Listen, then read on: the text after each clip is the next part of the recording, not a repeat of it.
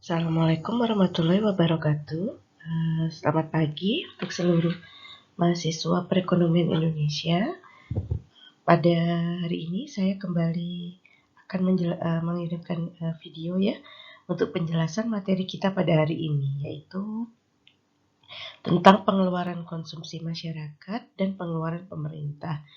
Jadi pada materi ini nanti akan dijelaskan apa saja sih pengeluaran dari masyarakat, konsumsi masyarakat, serta pengeluaran pemerintah. Jadi kalau teman-teman tahu ya, pemerintah itu kan biasanya dia punya anggaran, lalu kemudian nanti anggaran itu dikeluarkan untuk apa saja. Nah, ini yang nanti item-itemnya yang mau atau jenis-jenisnya pengeluarannya yang mau kita bahas pada materi kali ini ya.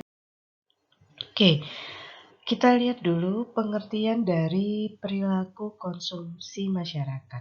Nah, ini tidak jauh dari perilaku konsumen ya.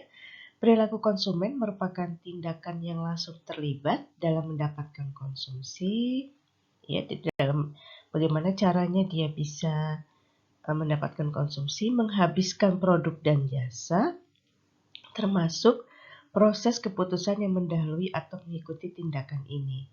Lebih jelasnya, perilaku konsumen ini diartikan sebagai perilaku yang diperlihatkan konsumen dalam mencari, membeli, menggunakan, mengevaluasi, dan menghabiskan produk dan jasa yang mereka harapkan akan memuaskan kebutuhan mereka. Nah, jadi di sini bagaimana sih perilakunya ya? Kira-kira apa sih yang dicari konsumen? Cara mereka mencarinya bagaimana? Ya, membelinya bagaimana? Menggunakannya bagaimana?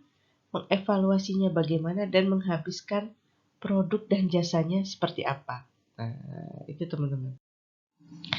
Perilaku konsumsi masyarakat ini dipengaruhi oleh faktor internal maupun faktor eksternal. Ya, faktor internalnya meliputi pendapatan individu, jelas ini ya.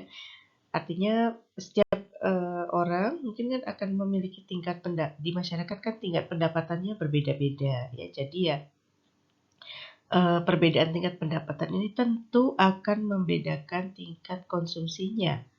Nah, ya jadi ya macam-macam juga. Mungkin yang misalnya ya seseorang yang mempunyai pendapatan yang tidak terlalu tinggi mungkin konsumsinya juga tidak terlalu banyak ya. Tapi mungkin yang seorang yang punya pendapatan cukup tinggi mungkin konsumsinya juga akan lebih banyak. Walaupun ya itu tidak selalu sih, cuma kecenderungannya seperti itu ya. Lalu kebutuhan individu ya, kalau kebutuhannya semakin lama kebutuhannya semakin meningkat ya, tentu konsumsinya akan semakin banyak. Seorang mungkin tadinya dia awal-awal ya bekerja, mungkin cukup ini paling konsumsinya untuk beli kebutuhan pokok dulu saja ya. Nanti pendapatannya naik tentu dia ingin beli kebutuhan-kebutuhan yang lain. Tadinya hanya pangan, lalu bisa kebutuhan sandang ya, beli pakaian yang bagus mungkin ya. Kalau saat ini nih baju yang bagus-bagus, beli intinya kebutuhan sandang. Nah kalau pendapatannya naik lagi, mungkin kebutuhan papannya mungkin beli rumah ya, naik lagi konsumsinya gitu. Nah, lalu kemudian dipengaruhi juga oleh kebiasaan individu. Kebiasaan ini juga biasanya dipengaruhi oleh gaya hidup teman-teman semua ya. Jadi terkadang gaya hidup di kota kecil dengan di kota besar itu sangat ada perbedaan lah ya, walaupun kadang-kadang tidak jauh berbeda. Cuma biasanya kebutuhan di kota besar tentu akan lebih tinggi dibandingkan kebutuhan bagi masyarakat yang mungkin tinggal di kota kecil.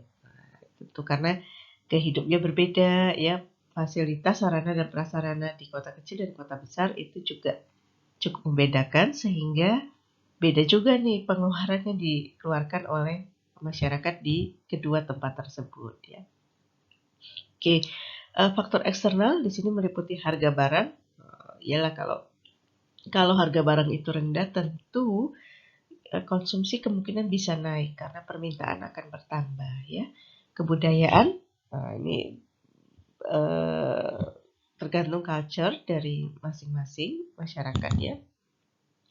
Barang pengganti, nah ini ada tidak nih barang pengganti, istilahnya yang umpamanya ada satu produk A tersebut kemungkinan barang penggantinya tidak ada. Ya mau tidak mau barang tersebut mungkin akan tinggi permintaannya. Tapi kalau mempunyai barang A, tapi kemudian ada barang lain, ya barang pengganti yang fungsinya hampir sama dan harganya mungkin lebih murah, nah ini kemungkinan bisa mempengaruhi pola konsumsi dari masyarakat ya. Mode barang dan status sosial. Nah, status sosial ini cukup kita soroti saat ini ya, karena sekarang banyak ya yang mungkin melalui media sosial, wah pokoknya menunjukkan ya punya mungkin punya produk atau barang-barang yang bagus ya, habis membeli barang-barang yang mahal. Nah, itu apa teman-teman? Sebenarnya salah satu bagian dari status sosial ya. Kadang-kadang seseorang itu ingin diakui bahwa status. Oke. Lalu pola konsumsi masyarakat ini ada pengeluaran untuk makanan dan ada pengeluaran bukan makanan. Pengeluaran untuk makanan ini biasanya untuk kebutuhan pokok, dan pengeluaran bukan makanan biasanya untuk sandang dan papan ya, selain dari kebutuhan pokok. Oke, dimensi ketimpangan pengeluaran konsumsi. Di sini adalah instrumen untuk melihat ketimpangan kemakmuran. Nah, ketimpangan kemakmuran ini dilihat dari adanya perbandingan perilaku dan pola konsumsi. Ya, di sini mendeteksi adanya ketimpangan lapisan masyarakat. Ketimpangan pengeluaran konsumsi masyarakat inilah yang disebabkan oleh perbedaan pendapatan di masyarakat. Jelas ya teman-teman semua, jadi kenapa kok ada ketimpangan dalam konsumsi? Tentu saja penyebab utamanya itu umumnya disebabkan oleh adanya perbedaan tingkat pendapatan. Jadi tingkat pendapatan di masyarakat kan tidak sama. Tentu saja tingkat konsumsinya atau belanjanya berbeda-beda. Saya mungkin pendapatan saya tidak terlalu tinggi, ya sudah saya konsumsinya sedang-sedang aja ya, tapi mungkin yang pendapatannya besar, dia konsumsinya juga akan semakin banyak.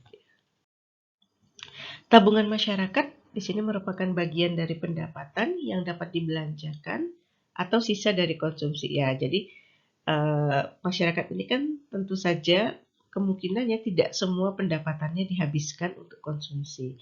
Ada yang disisakan biasanya dalam bentuk tabungan. Ini harus mulai nih masyarakat ini harus kalau bisa ya jangan dihabiskan ya seluruh konsumsi. Tabungan ini perlu ya. Sisa dari konsumsi. Fungsi tabungan dan fungsi konsumsi. Di sini fungsi tabungan terdiri dari tabungan sama dengan pendapatan, bunga deposito, inflasi dan ekspor. Ini yang mempengaruhi fungsi tabungan. Lalu untuk fungsi konsumsi itu sama dengan konsumsi setara dengan implicit ditambah dengan konsumsi otonom. Oke, peran pemerintah. Peran pemerintah apa saja sih? Nah, peran alokat. Perannya macam-macam nih, ada 4 ya. Peran alokatif di sini pemerintah berperan untuk mengalokasikan sumber daya ekonomi yang ada agar pemanfaatannya optimal. Ya. Kalau peran distributif di sini peran pemerintah dalam mendistribusikan sumber-sumber daya, kesempatan dan hasil ekonomi secara adil. Ya. Lalu ada peran stabilisasi. Di sini peranan pemerintah dalam memelihara stabilitas perekonomian dan memulihkannya. Lalu ada peran dinamisatif, peranan pemerintah menggerakkan proses pembangunan ekonomi agar lebih cepat berkembang dan maju. Dinamisatif ini berarti dinamis ya, dia selalu bergerak tidak monoton ya, harus terus sesuai dengan perkembangan zaman. Pengeluaran pemerintah di sini ada pengeluaran rutin dan ada pengeluaran pembangunan. Apa saja sih pengeluaran rutin? Ya. Pengeluaran rutin ini berunsurkan pos-pos pengeluaran untuk membiayai roda pemerintahan. Misalnya belanja barang subsidi, anggaran, terus hutang pemerintah dan sebagainya.